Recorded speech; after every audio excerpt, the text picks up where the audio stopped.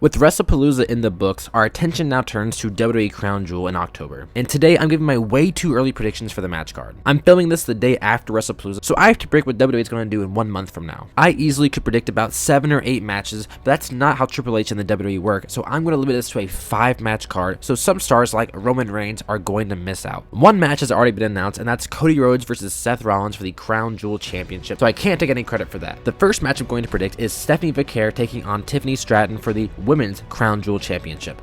This is due to a triple threat match on SmackDown with Tiffany Stratton, Jade Cargill, and Nia Jax for Tiffany's WWE Women's Championship, and I don't know how they're going to book it, but I think Tiffany should win, especially because they're doing a lot of NXT Homecoming stuff with Stephanie and Tiffany Stratton together, and I think that'd make for a good match. Although, with Stephanie defeating Io Sky was a babyface versus babyface matchup, so I think in this match that Tiffany Stratton would have to lean more into that heel side of her in order to get a really good match and not keep giving Stephanie babyface after babyface matches. So I do think Tiffany retains her title, although I do see a chance that it could be Jade Cargill instead. So I'm saying Stephanie versus Tiffany for that women's championship. The next match I'm predicting is Becky Lynch defending her women's Intercontinental Championship against AJ Lee. This comes after AJ Lee beat Becky Lynch in that mixed tag team match at Wrestlepalooza, and not only did she beat her, she made Becky Lynch tap out. So I think it's only logical that we settle our differences. You know, CM Punk can't fight Seth Rollins at the card because he's facing Cody Rhodes, so I made you tap out. I took that away from you. I now want to take that championship away from you too.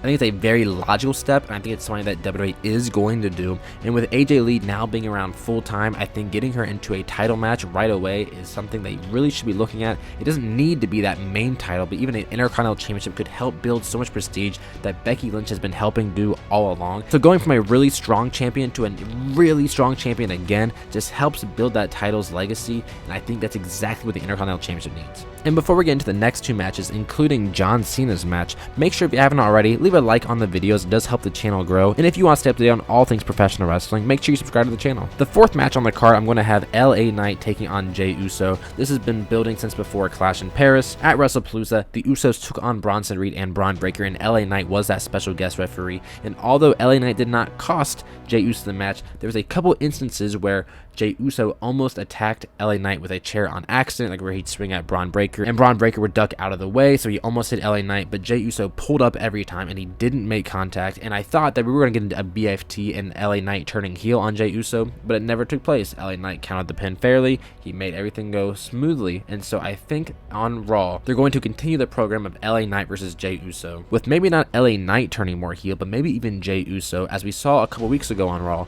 where Jey Uso speared LA Knight after his match in the main event, and he's been kind of starting to sound more like Roman, to quote Jimmy. And so I think we're going to get Jey Uso more as a heel taking on LA Knight. And the final match is for John Cena, and I was really struggling to think, what is John Cena going to do after he just got squashed by Brock Lesnar, and he has no appearances leading up to this event, and I was really stumped, and I don't think this is the right call. I don't think they're going to do this, but what I want to see happen is I want to see John Cena come to the ring, and there's no match announced beforehand.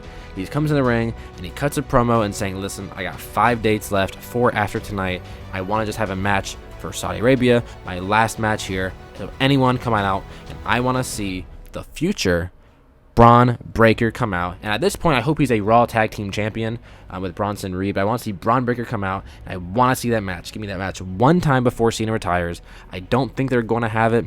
But the more I talk about it, the more I do like the idea of Cena doing almost an open challenge and Braun answering it. And then I would have Braun even beat Cena, because for some reason it looks like we're going down a Cena redemption tour with only 5 dates left after he got squashed. How's he going to come back from a devastating loss? I think he should have a really good match, a decently long match, like 15 to 20 minutes with Bron Breakker, that does have Braun retain. If you want to do a Bronson Reed, interference, sure, go for it, but I would like that to stay out of it. Let me have Bron Breakker by himself defeat John Cena clean in the ring with the spear to really solidify that Bron Breakker is a future WrestleMania main eventer. He is the future of the company. This also ties into a potential major War Games match that would have Brock Lesnar joining the Vision in that match, and John Cena would be on the other side, maybe with a Cody Rhodes or a Roman Reigns. And I think that would be great to have Bron Breakker pin John Cena. You can go into that match saying, listen, John, you've lost to Brock by yourself. You've lost to Braun Breaker by yourself. Why do you think it'll be any different? I think it's a really interesting story you can tell. It gives John Cena one more match in Saudi Arabia. It gives Braun Breaker a huge momentum boost by pinning John Cena and then going into a major War Games match. So I'm saying John Cena, Braun Breaker, no build-up, nothing, just an open challenge. That gives Braun a lot of guts, you know, to answer John Cena's open challenge. He's not afraid of John. He's not afraid of anyone. He comes out, he takes care of business, you know, the dogs are barking, and he beats John Cena. I think that's going to be huge for his career. But those are the 5 matches that I'm predicting. Let me know in the comment section what you're predicting. Which matches do you like? Which matches do you not like? Again, leave a like on the video, subscribe to the channel, and I'll see you in the next video.